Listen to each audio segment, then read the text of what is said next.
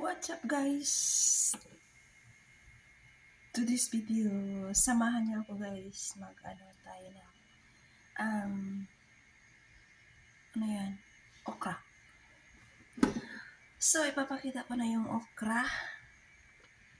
Legit to guys, legit na maliit-liit. Ayan siya.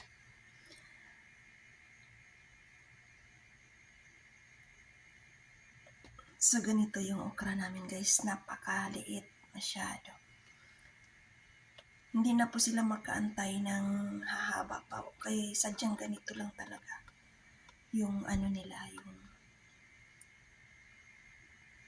yung okra. So, ang gagawin ko nito guys is, i-ano ko na lang siya para hindi siya masira.